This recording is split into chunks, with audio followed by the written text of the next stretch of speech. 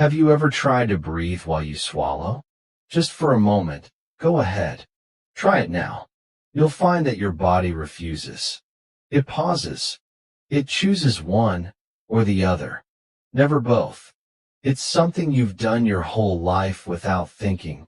Yet tonight, you'll begin to understand why. In this quiet hour, when the world softens and your thoughts begin to drift, we'll explore a mystery hidden in your own throat. A mystery shaped by millions of years of evolution, invisible muscles, and delicate reflexes. A choreography so precise, it keeps you alive with every breath and every bite. Why can't you breathe and swallow at the same time? Is it a flaw or a brilliant design? Together, we'll journey into the tunnels of your body, where breath meets voice and safety meets risk. You'll discover how this ancient system works, how it protects you, and why it makes you uniquely human. But before we begin, take a moment to like this video if you enjoy learning science while you fall asleep. Subscribe to Science for Sleep for more calming journeys through the wonders of your body and the universe. And tell us in the comments, where in the world are you watching from tonight? Globe showing Europe, Africa speech balloon. We love hearing from curious dreamers across the globe. Now, close your eyes. Let the breath return to its quiet rhythm. And let's begin our journey with the question that your body has always answered for you, even if you never realized it. You lie still now, your head nestled into the pillow. Somewhere, deep inside your chest, the quiet engine of your breath hums on. You're not asking it to move. You're not commanding your lungs to rise or fall. It simply does. Again and again. This is the breath you forget. The gentle, ceaseless tide that carries you from moment to moment without ever asking for attention. It is your first companion. The very first action you took when you entered the world. A gasp, a cry, the beginning of all your stories. And now, long after that moment, your breath still moves with you, without noise, without thanks, while you sleep, while you speak, while you wonder and worry and drift off into dreams. But there is a strange thing hiding inside this quiet rhythm. You cannot breathe and swallow at the same time. Strange, isn't it?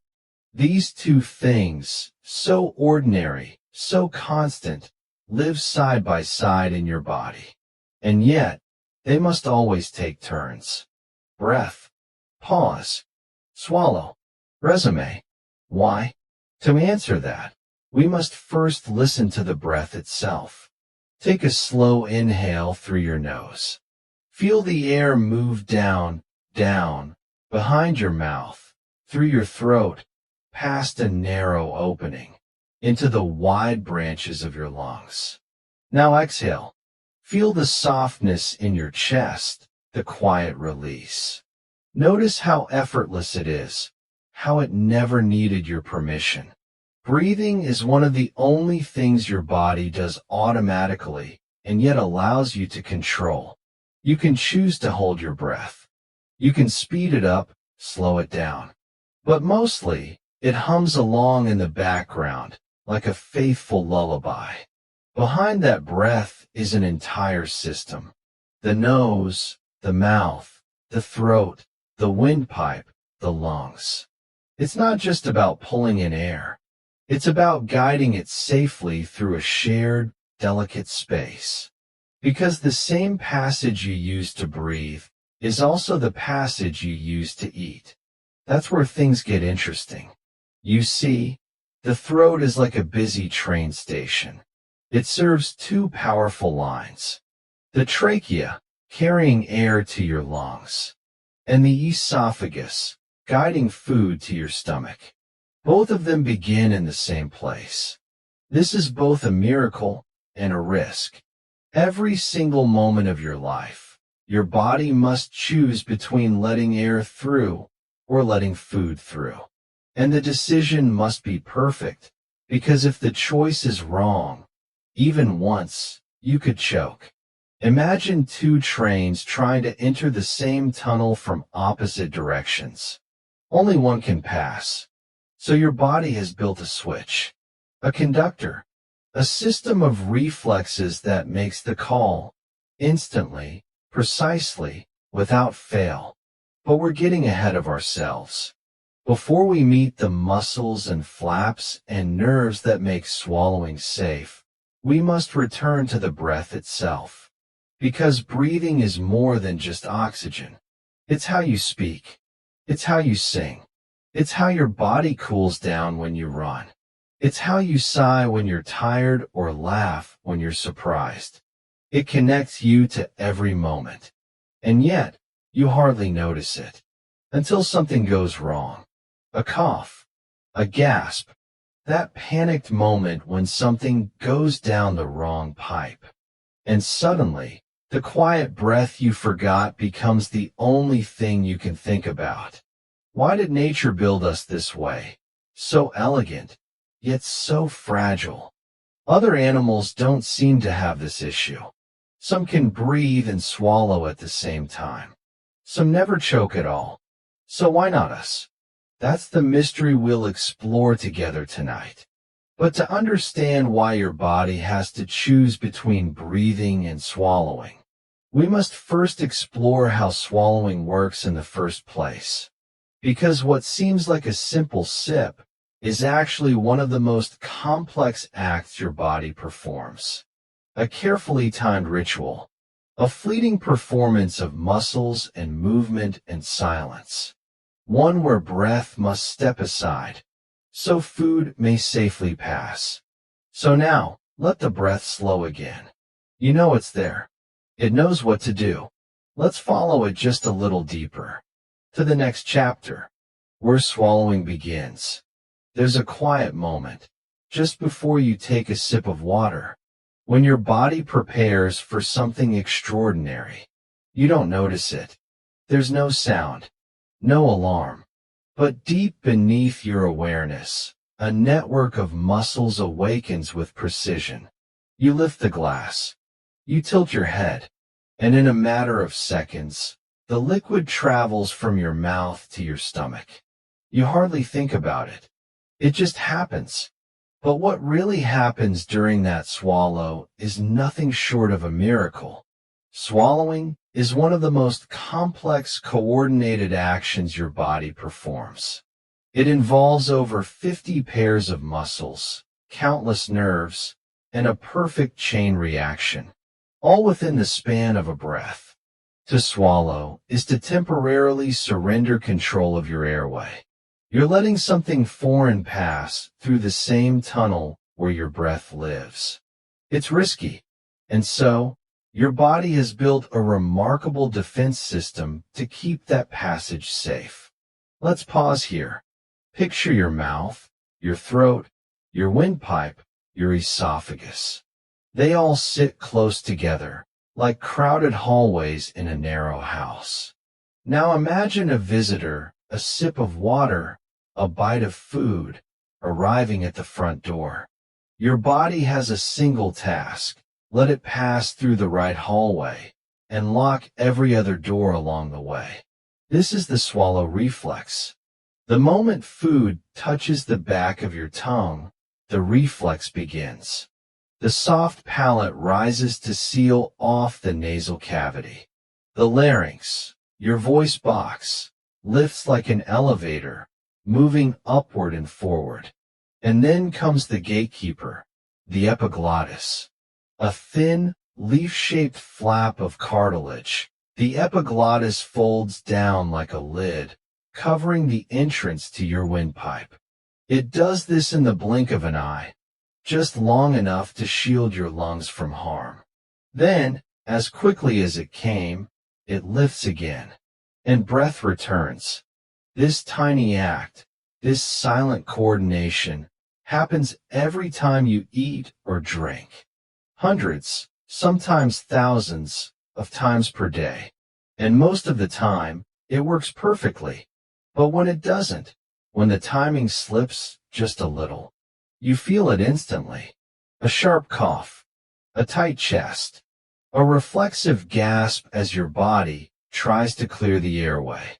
You've experienced it before. Something goes down the wrong way. And suddenly, you're reminded that swallowing is not as simple as it seems.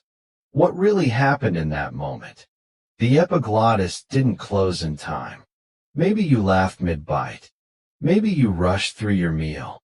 Maybe your nervous system misfired for just a fraction of a second. That's all it takes. Because in this tiny window, this fraction of a second, your body must choose between breathing and swallowing. And it cannot do both. Breathing pauses. The nervous system holds its breath, literally, until the swallow completes. Only then does the airway reopen. The beauty of this system is in its fragility. A single slip, a delayed muscle, and the cost can be immediate. That's why your brain gives swallowing such high priority. Even if you're unconscious, the body will attempt to protect the lungs at all costs. Let's go deeper now. The process of swallowing is divided into 3 phases: oral, pharyngeal, and esophageal. In the oral phase, you chew, you prepare, and you push the food to the back of your mouth. This part is mostly under your control. In the pharyngeal phase, your brain takes over. This is the critical handoff, from conscious to unconscious. From this point on, the reflex runs the show. In the esophageal phase, the food enters the esophagus and is pushed down to the stomach by waves of muscular contractions, called peristalsis. You don't feel these movements. They happen quietly, invisibly, a silent passage through a muscular tunnel. And all of this, every muscle, every movement, is deeply connected to your brainstem. It's the part of your brain that controls basic life functions: breathing, heartbeat, swallowing. So when you take that casual sip of tea or bite of fruit, you're not just eating. You're triggering a deeply ancient system, one designed to balance nourishment and survival in the tightest space in your body. There's something poetic about that the act of taking something in, of feeding yourself, is also an act of trust. You trust your body to protect you, to guide food down the right path, to step aside from breathing just long enough. And every day it does. Now, take a moment. Swallow slowly. Notice the stillness that comes just before and just after. That's the pause. The moment your breath steps back, so swallowing can take center stage. It's subtle, but it's everything. In the next chapter, we'll ask a bold question.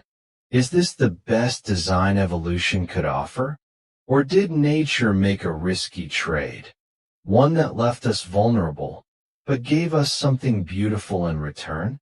Breathe gently now, and let's follow that thought into the next unfolding story. Your body is a marvel of engineering. But tonight, we ask a difficult question. What if one of its most essential parts is also its most dangerous? You see, deep in your throat lies a crossroad, a place where 2 highways, one for air, one for food, intersect. One wrong move at that junction, and something meant for your stomach ends up in your lungs.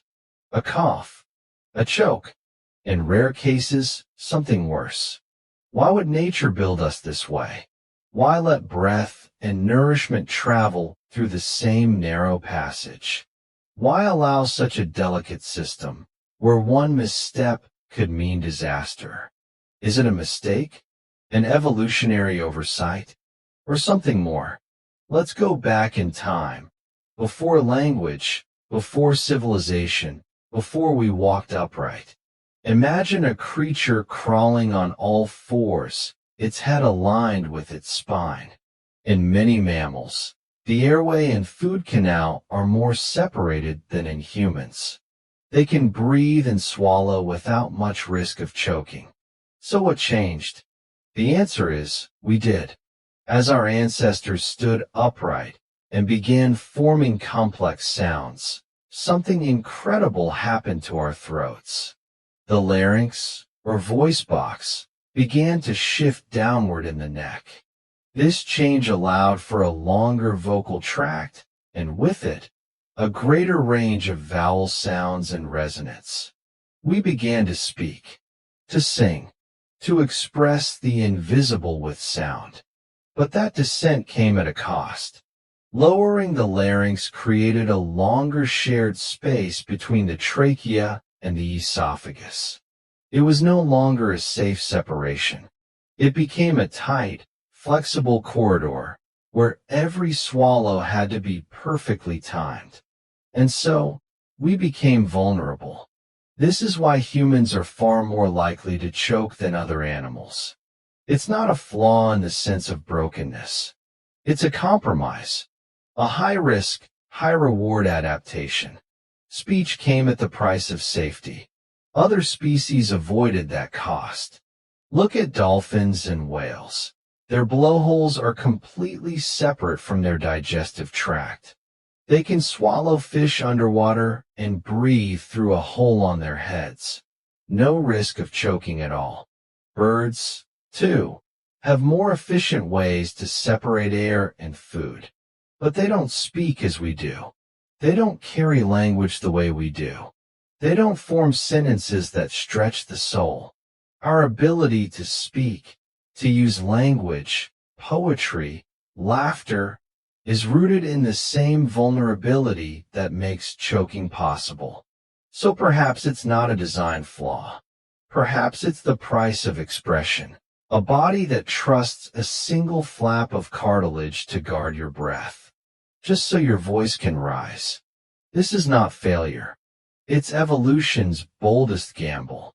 And every time you speak, every time you sing, whisper, hum, or wonder, you're living proof that the risk was worth it. Now breathe gently. Let your thoughts settle. And in the next chapter, we'll explore that evolutionary journey. The deep time story of how your voice came to be. A story millions of years in the making. Long before you were born, before language, before names, before breath could become music, there was only instinct. Eat. Survive, reproduce. A primal choreography danced by creatures who never questioned how they lived. In those early ages, breath and food were never at odds. The throat had its divisions, clean and safe. Swallowing and breathing coexisted without conflict. But these beings did not speak. They did not tell stories. They did not ask questions under stars. Then came change, not in a day, not in a year, but slowly, across generations, across continents, across millions of moments unseen. Evolution took a gamble. It reshaped a body, not all at once, but in whispers. A slightly larger brain, a slightly more flexible tongue, a jaw that shifted, an airway that stretched. A larynx that lowered. At first, this change seemed simple. The larynx, that small voice box just beneath your chin, drifted downward in the throat. It made room for a longer vocal tract, for richer sounds, for more resonance. And then something incredible happened. A child no longer just cried or grunted. She began to form syllables. One sound became two. Two sounds became a word. And with that word, the first seed of meaning was planted. Language had begun. But evolution never gives without asking. To make space for speech, your airway became more exposed. The shared corridor between food and air became longer, more vulnerable. Where once food and breath took different paths, They now travel dangerously close together. And so, humans became the only species on Earth where choking is a common cause of death. Because we gained something no other species could claim: the ability to say exactly what we feel. This was the trade-off. A biological wager. A voice in exchange for vulnerability. Not every creature took the risk. Dogs, cats, deer, and whales kept their high larynx and safe separation. They cannot choke the way we do, but neither can they speak with the range, depth, or complexity we can. Even our closest cousins, the great apes, have higher larynxes. They gesture, they grunt, they cry, but they cannot form the open vowels, the rich consonants, the fluid sentences we can. The descent of the larynx marked a turning point, and you can see its echoes in every sentence you speak. Every lullaby sung to a child, every bedtime story passed down through generations, every whispered secret between two people in the dark. None of it would exist without that one anatomical gamble. But the story doesn't end there, because the larynx continues to move, even within your lifetime. As an infant, your larynx is positioned high in the neck, allowing you to suckle and breathe at the same time. It's nature's temporary gift, a safeguard for the most vulnerable among us. Then, around 3 months of age, something shifts. The larynx begins to descend. The ability to nurse and breathe simultaneously fades. But in its place, the beginning of babbling, then syllables, then language. It's as if your body knows. Soon, you will need to speak. It prepares you for a voice that will shape your identity. You may not remember it, but your throat was once a safer place. And then it changed, because of what you were meant to become. Even today, that movement continues. In puberty, especially in males, the larynx descends further, bringing a deeper voice, broader pitch, a new musicality to language. It's a sign of maturity, of transformation, of the body preparing for connection, but always with risk. This fragile arrangement means we must pause breathing to swallow, and pause swallowing to speak. We juggle them like a masterful performer, balancing survival and expression with every bite and every word. Sometimes, the performance falters. We laugh mid-sip. We speak while chewing. We cough. We choke. We recover. But every time we speak again, we reaffirm the choice our ancestors made: to be vulnerable, so we could be understood. Now imagine the world without language.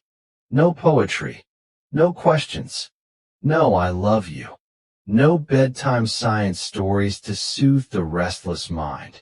The throat may be a narrow place, but it holds the power to carry ideas across oceans of silence.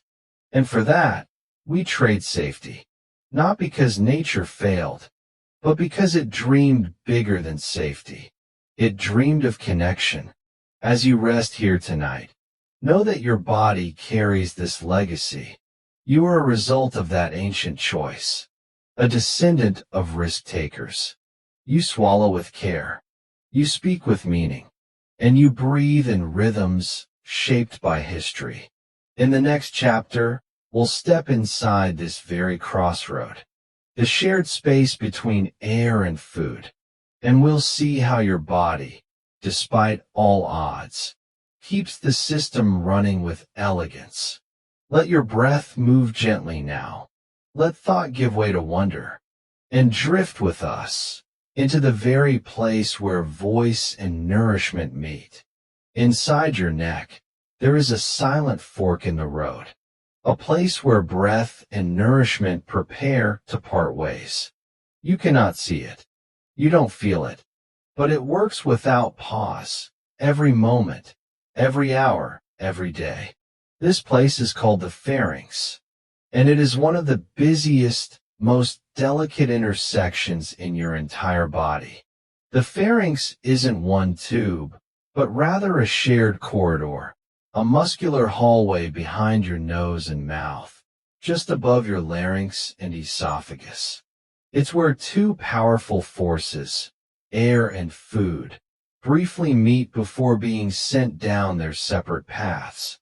Imagine standing at a traffic intersection, watching vehicles approach from every angle. Now imagine that none of the drivers can see each other. They rely entirely on invisible signals to keep them safe. That's what your throat does, without hesitation, without instruction, hundreds of times a day. Air must go forward and down the trachea. Food and drink must go back and down the esophagus. There is no room for error. And yet, the space where they cross is only a few centimeters wide. Your body has evolved a split-second system to manage this chaos. And at the center of it all is a small, flexible piece of cartilage, the epiglottis. It's shaped like a leaf. Thin, soft, strong. And when the moment comes, it acts like a traffic gate. When you swallow, the epiglottis folds downward, covering the opening to your windpipe, called the glottis. In that instant, it blocks the airway completely, ensuring food is guided toward the esophagus behind it. It does this so quickly, so precisely, that you never notice the pause in your breath. And just as quickly, it rises again, like a curtain being lifted after the act is done. This choreography is known as deglutition, the act of swallowing. It's automatic, but it's anything but simple. Here's what happens, in order, every time you swallow. Your tongue pushes food to the back of your mouth. The soft palate rises to seal off the nasal passage. The larynx moves upward and forward. The epiglottis folds down, covering the airway. The upper esophageal sphincter relaxes. Food enters the esophagus. A wave of muscle contractions pushes it to your stomach. All of this takes less than 2 seconds. A quiet ballet of muscle, nerve, and instinct. But the margin for error is razor thin. That's why the brain treats this space with such urgency. It's not just about comfort. It's about protection. When even a droplet of water touches the entrance to the windpipe, the body reacts instantly. A cough, a spasm, a reflex to eject the invader before it reaches the lungs. We've all felt it. That sudden, panicked moment when something goes down the wrong pipe. The body gasps. Muscles clench. Breath is interrupted. It's not just unpleasant. It's your body saving your life.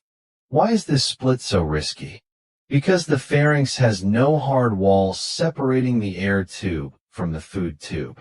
Instead, it relies on movement and timing. The right muscle must contract. The right passage must close. Everything must happen in perfect order. If the epiglottis doesn't seal completely, if the larynx doesn't lift fast enough, if the swallow is mistimed or interrupted, air and food may collide. In most cases, your body handles it. You cough, clear the throat, continue. But in some cases, especially in infants, older adults, or those with neurological issues, this system falters. And when it does, the consequences can be serious. That's why this chapter matters. Because the split inside you is not just anatomical. It represents a moment of decision. Do we breathe, or do we swallow? You can't do both. Your brainstem chooses. And it must choose correctly every time. Even while you sleep. Even while you're distracted. Even while your conscious mind is miles away, dreaming of other worlds. This is the wisdom of your body. A system so finely tuned, it keeps you safe while you remain unaware of its elegance. But it's not just about avoiding harm. This anatomical split also enables your voice. The ability to close the airway tightly is what allows you to build pressure behind your vocal cords. It's what gives rise to speech, laughter, sighs, and song. Without this division, your throat could not vibrate, resonate, or articulate the sounds that make you human. So yes, it's a risk. Yes, it's delicate. But it is also the foundation of your ability to express. Every breath you take is a gift of timing. Every swallow, a leap of trust. And your body, flawed and brilliant, makes that leap with grace again and again. In the next chapter, we'll explore how your brain and nervous system choreograph this balancing act, how milliseconds determine your safety, and how even a single delay can turn routine into emergency. For now, rest in the quiet confidence that your body knows this path. It walks it every day, every bite, every breath. And tonight, it walks it for you, while your mind drifts softly into stillness. In the quiet theater of your body, there is a performance happening, one you never see, but depend on every moment. It is silent, invisible, relentless, and it is timed to perfection. Every time you swallow, your brain conducts a delicate choreography of timing, a perfectly rehearsed routine executed in a flash with no room for hesitation.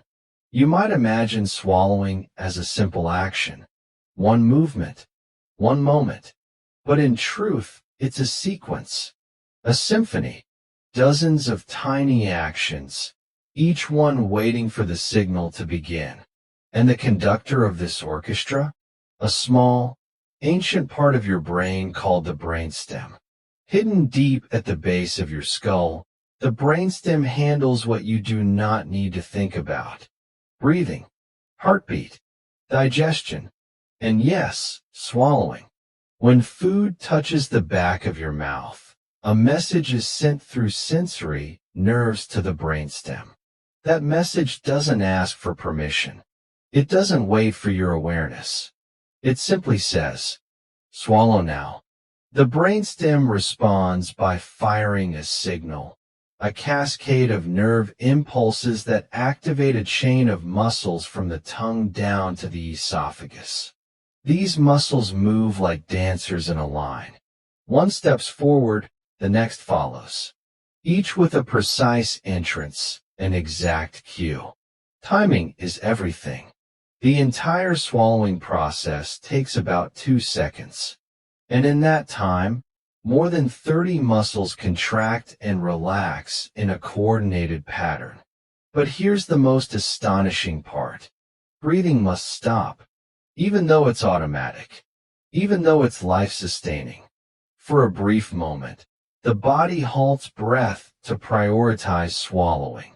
This is called deglutition apnea, a tiny breath hold, usually less than a second. You do it every time you swallow, without noticing, without thinking. Your vocal cords close, the larynx lifts, the epiglottis folds, the airway is sealed shut, and only once the swallow is safely complete does breathing resume. Why is this so important? Because your windpipe and esophagus share space. And in that fragile space, timing determines everything.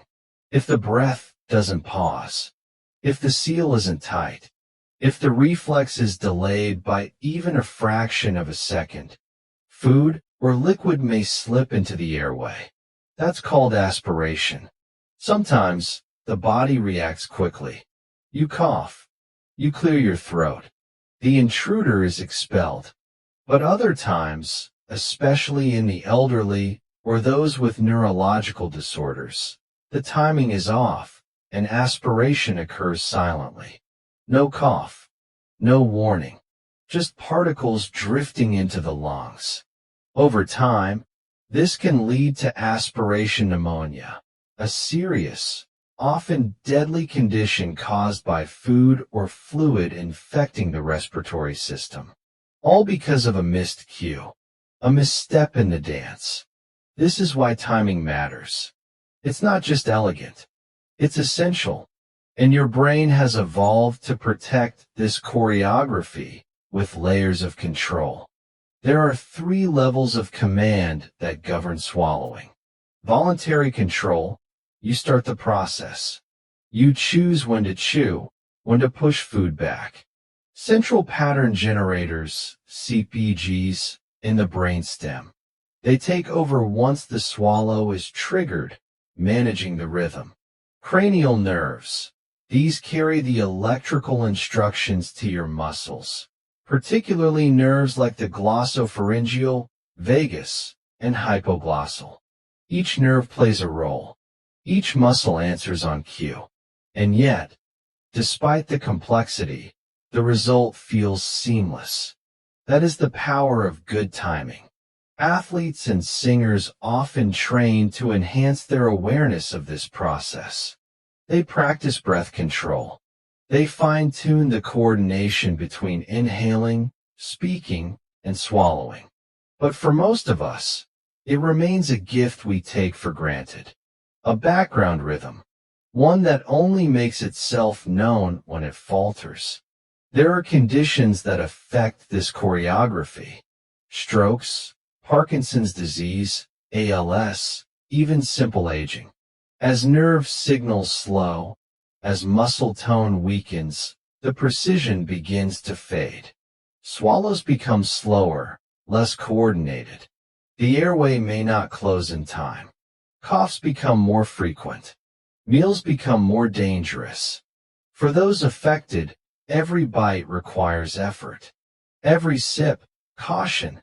Specialists called speech-language pathologists work with these patients, helping them retrain the timing, strengthen the muscles, and restore safety to an act most of us never notice. But even in perfect health, the choreography demands respect. Have you ever laughed while drinking? Spoken while chewing? In those moments, you disrupt the sequence. You force 2 actions, breathing and swallowing, to compete. And the result is instant. A cough, a gasp, the body, panicked, doing its best to regain control. That sudden spasm in your throat, that desperate breath that follows, that is your choreography crashing, then recovering. A reminder that what seems so simple is actually incredibly complex. So tonight, as you rest, take a moment to marvel. Every swallow you've ever taken was a masterpiece of timing. Every breath pause, a silent decision to protect life. Every meal, a performance with no applause, yet absolutely vital. You are a living symphony of movement and stillness, of silence and signal, of instinct and grace. And in the next chapter, we'll look closer at the moment you can't breathe and swallow at once. Not because your body is broken, but because it is designed to protect you from yourself. Let your thoughts soften. Let your breath settle. And let's follow that mystery into the next unfolding truth. There is a quiet law written deep into your body. You may swallow or you may breathe, but not both. Not even for a moment. Not even if you try. And tonight, we will uncover why. It's a rule so firm, so deeply enforced, that your body interrupts its own most vital function, breathing, every time you take a sip of water. At first glance, it might seem inconvenient. Why not design a system where we can breathe and swallow together? Wouldn't that be more efficient? But biology rarely aims for convenience. It aims for survival. To understand why you can't do both at once, we must first return to the shared crossroads inside your throat. That narrow corridor where two powerful forces, air and food, compete for passage. You breathe through the trachea, the windpipe that leads to your lungs. You swallow through the esophagus, the tube that carries food to your stomach. These two tubes are neighbors, but the entrances sit just millimeters apart. The opening to your windpipe, called the glottis, rests at the top of the trachea, and guarding it is a flexible flap of cartilage known as the epiglottis. The epiglottis is your body's gatekeeper, and when you swallow, it snaps shut over the glottis, sealing the airway like a manhole cover. This act is non-negotiable, because even a single droplet of liquid slipping into the lungs can trigger a crisis. A sip of water in the wrong place becomes a violent cough. A piece of food becomes a choking hazard. A repeated mistake becomes pneumonia. So the brain issues a command.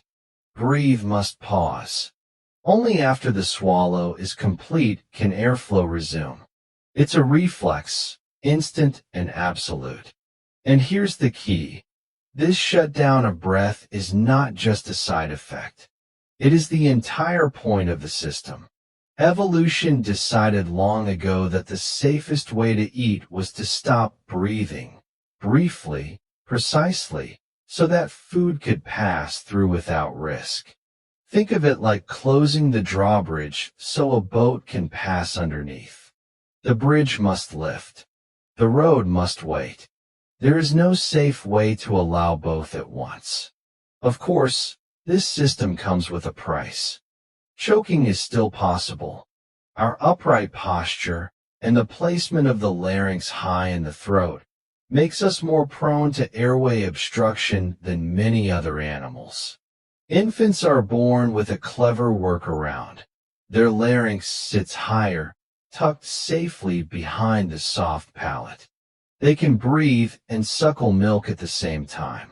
But as we grow, the larynx descends, a change that gives us speech, expression, the full range of a human voice.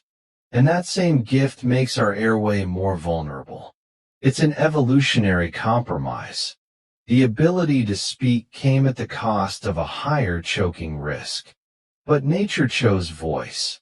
And so the boundary remains strict. You may notice it yourself. Try to hum while you swallow. You can't. Try to breathe in as you take a sip.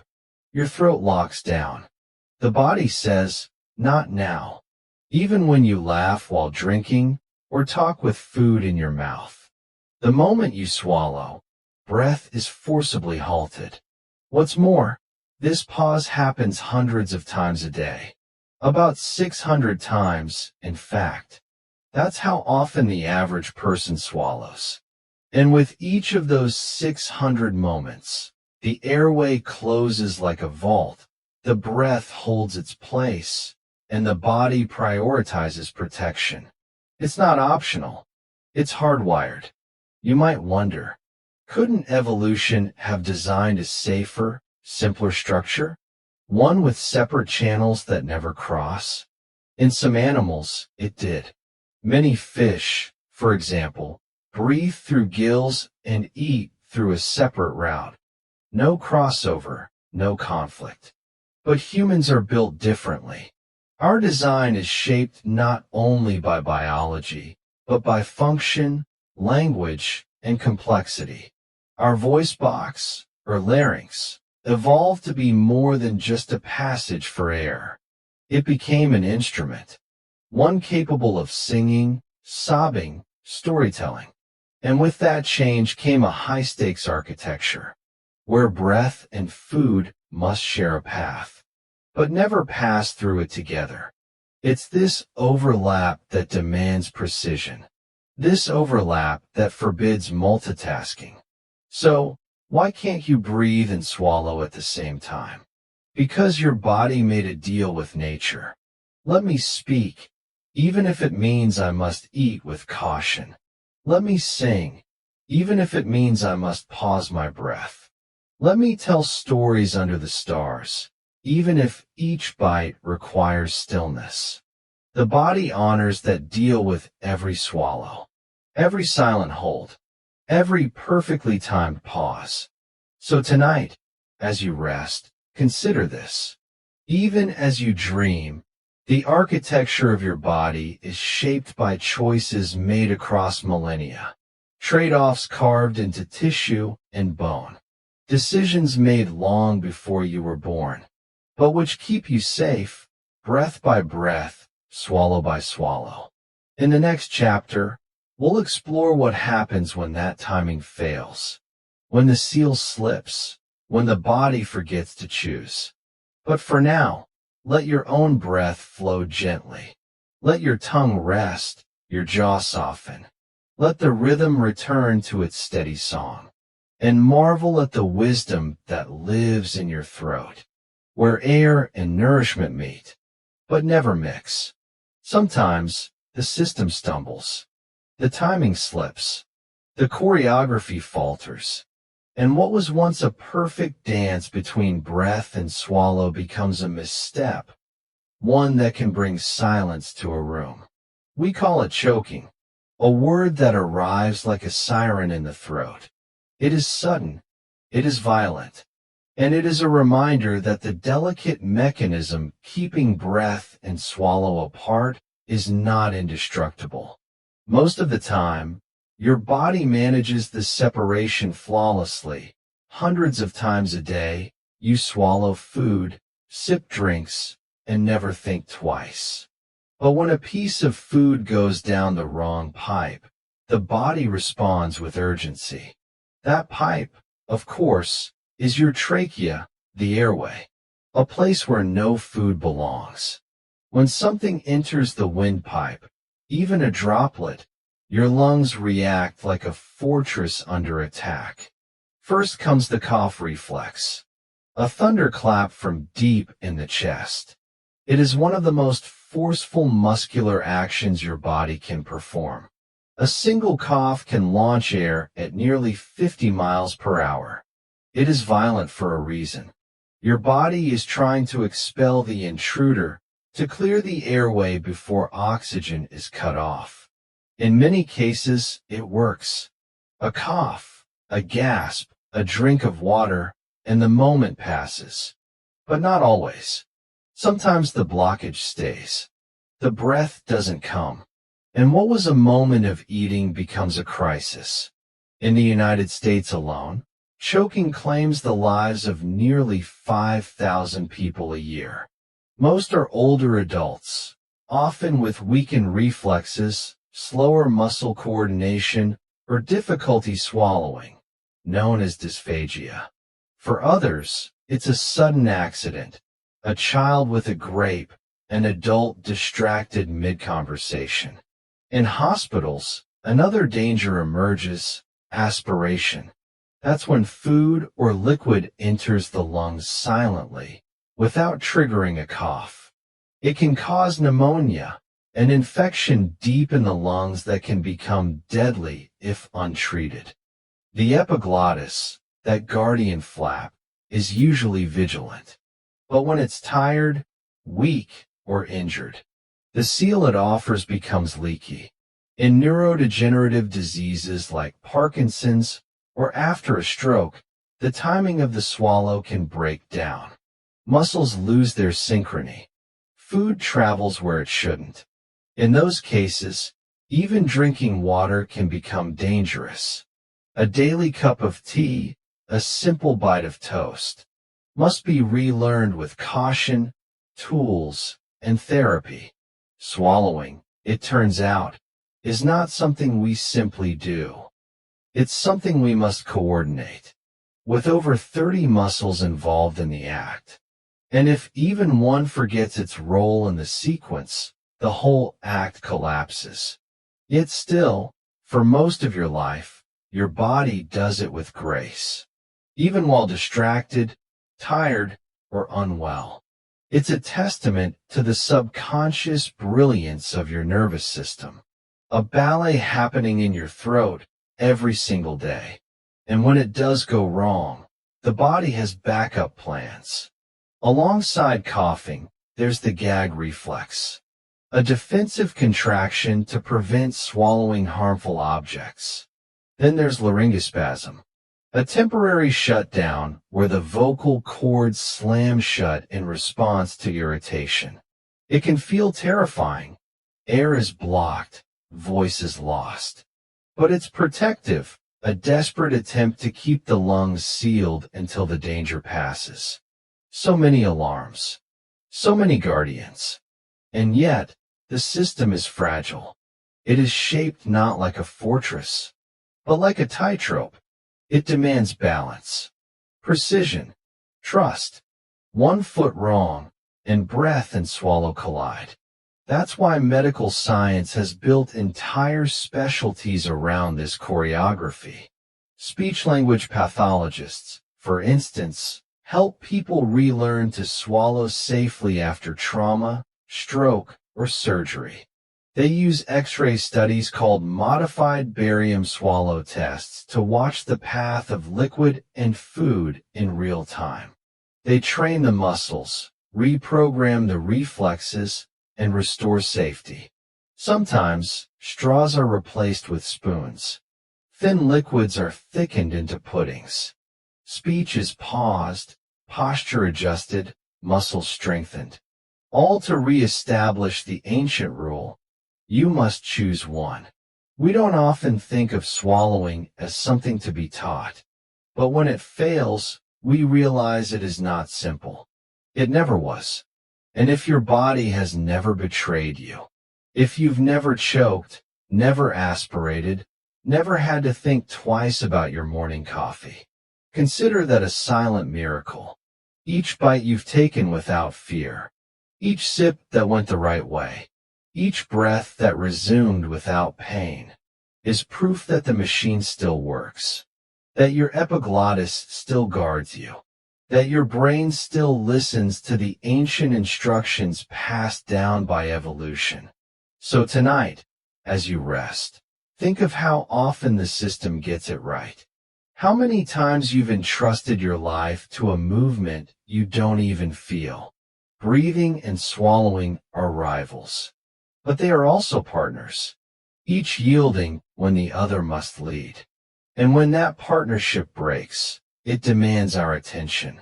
In the next chapter, we'll explore what makes human swallowing so different, and why our speech, our laughter, even our language itself, comes from this fragile overlap. But for now, let your breath settle. No sipping, no speaking, no swallowing, just stillness. Because the body, when quiet, returns to its rhythm. And in that rhythm lives safety, wisdom, and a design older than memory. Long before you ever asked questions, long before you spoke a single word, you drank from the world and breathed it in all at once.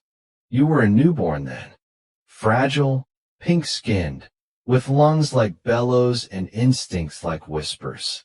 And you could do something extraordinary. You could breathe and swallow at the same time. Yes, the very thing you cannot do now. You once could. You don't remember it, of course. Your earliest days exist beyond the reach of memory. But inside your body then, something remarkable was true. Your voice box, or larynx, sat higher in the throat than it does now. Much higher. So high, in fact, that the epiglottis, that guardian flap, would touch the soft palate above it. It created a continuous passage, a tunnel for air to flow through the nose and into the lungs. Even as milk flowed down the sides of that channel and into your esophagus. It was like having dual lanes open at the same time. A clever design that allowed you to nurse and breathe without pause. No interruptions. No choking. No juggling of reflexes. It was a quiet superpower designed for one purpose: survival. Because babies are born hungry. and they are born small, too small to endure long stretches without feeding. They must suckle often, for nourishment and for comfort. And nature, ever the practical engineer, equipped them for this marathon of milk and breath. So while a baby suckles at the breast or bottle, they can draw breath through their nose. A soft, rhythmic stream, even while their mouth remains sealed in a perfect latch. This is why, even at midnight feedings, newborns seem so peaceful, eyes closed, lips moving, breath whispering in and out like a tide. But then, something changes. Around 3 to 6 months of age, the infant larynx begins to descend. Slowly, the descent that made you human. It begins, as so many stories do, with a small shift. Around your first year of life, your larynx, your voice box, descended. It moved down your throat and opened up a new space above it, the pharynx. This chamber became a resonating cavity, allowing sounds to become richer, clearer, and more precise. The position of your tongue, your soft palate, the opening of your lips. Suddenly, all of these became part of a vast, internal instrument. You could now shape breath into vowels and consonants, tones and textures that no other primate could match. But in making space for this new system of sound, your airway and foodway crossed paths in a dangerous way. Unlike animals who safely eat and breathe through distinct, separate passages, you became vulnerable. One bite swallowed the wrong way, and you could choke. A single distraction, a laugh mid-sip, a gasp during a meal. These moments became risks baked into the human experience. Because now, breath and food must take turns. And that turn-taking is fragile. A trade written in flesh. We don't often think of language as dangerous. But to make it possible, the body made a trade. In humans, the larynx is unusually low, lower than in almost any other mammal. This allows us to produce an astounding range of sounds. In comparison, chimpanzees, our closest relatives, have a high larynx and limited vocal range. They grunt, hoot, and bark, but they cannot form speech. Why? Because their airway and esophagus remain more separated, protecting them from choking, but limiting sound complexity. In humans, the shared passage opened up more risk, but also the possibility of speech. You could argue it was a dangerous decision by evolution, a gamble, but it worked, because with speech came cooperation. With cooperation came civilization. And with that, the world changed. Why we choke and why it's worth it. Each year, thousands of people die from choking, most often on food, and often in moments when they were laughing, talking, or distracted. No other animal faces this risk to the same extent.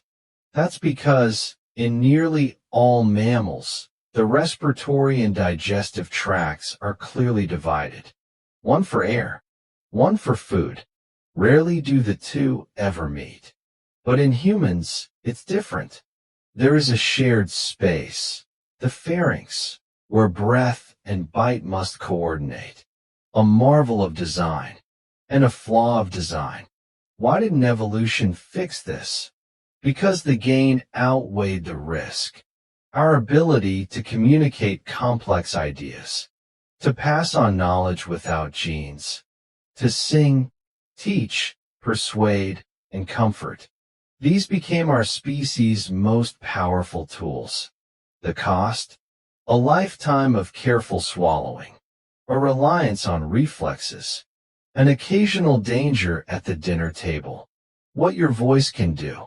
Your voice is not simply air passing through cords. It is a thread of intention woven through flesh and thought. With it, You say, I love you. You ask, why is the sky blue? You whisper, I'm scared, and someone holds your hand. Without that low larynx, without that shared pathway, you could not sing your favorite song. You could not read aloud to your child. You could not tell the story of who you are. And so, the body accepted the risk. In exchange for the voice, it gave up a perfect separation of breath and food. It gave us the power of speech, but forever bound it to a tightrope of timing and trust. The wisdom of pause. So now, when you pause before swallowing, when your breath waits patiently for your throat to clear, know that this moment holds ancestral wisdom. It's your body remembering the bargain, honoring the trade. Let that pause be sacred. Let it remind you of the miracle that is speech, the miracle that is you. Because behind every sentence you speak, behind every breath that carries meaning, is a narrow passage that had to become vulnerable, not because it's in danger, not because something's wrong, but simply because it is there, flowing, steady, ancient, yours. You've spent this journey walking through tunnels few ever think about, the silent intersection where breath and swallow share a narrow road, a place carved not by design, but by time. This is your throat, and it is more than plumbing, more than passage. It is a crossroads of survival, of speech, of risk, and of remarkable beauty. And though the science may feel like it lives in textbooks, the truth is, you live inside it. Every day, every meal, every word. Because evolution doesn't retire. Its choices echo forward. Its footprints are under your skin. An inheritance of imperfection. Your throat is not perfect. Let's say that plainly. It wasn't crafted in a lab or drawn with divine precision. It was cobbled together, bit by bit, through eons of trial and error. The same tube that carries air to your lungs must pause when food is near. The same larynx that lets you speak might betray you with a cough when soup slips the wrong way. And yet, despite its risks and flaws, it works. Most of the time, it works so well that you forget it's even there. That, in itself, is a miracle. Your body took the ancient machinery of fish and reptiles and retooled it into something capable of poetry and pop songs, of bedtime stories and belly laughs. It's not flawless, but it is deeply functional, and it has kept you alive, connected, human, a balancing act we live with. So much of being human involves managing tension. We crave safety, but chase expression. We want certainty, but seek meaning. And right here, in your own throat, that balance plays out daily. A tug of war between two vital functions, swallowing and breathing, each waiting its turn. You carry ancient design in a modern world. And somehow, you still move through each day. With grace, with rhythm, with voice. Tonight, your body continues its silent dance, timing every breath, guarding every swallow, as it has done since the day you were born. So close your eyes and fall gently into that knowing. You are the descendant of those who managed this balance well. You inherited not perfection, but resilience. And in the quiet space where your breath flows easy, know this: you were never broken. You were always beautifully designed, even in your imperfections, even in the places where two roads cross, and one must yield. This is not failure. This is life. And so, the mystery is no longer a mystery. You now know why you can't breathe and swallow at the same time. Not a flaw, but a quiet masterpiece of compromise. As you drift deeper into rest, May this gentle understanding stay with you, a soft reminder of how beautifully complex you truly are. If this journey brought you peace, insight, or even a single breath of calm, please take a moment to like this video. It helps more sleepy minds find us in the night. Subscribe to Science for Sleep for more softly told stories at the edge of science and serenity. And before your eyes fully close, leave us a little note in the comments. Where in the world are you listening from tonight? Globe showing Europe, Africa speech balloon. From our quiet corner of the universe to yours. Good night, and may your dreams flow easy.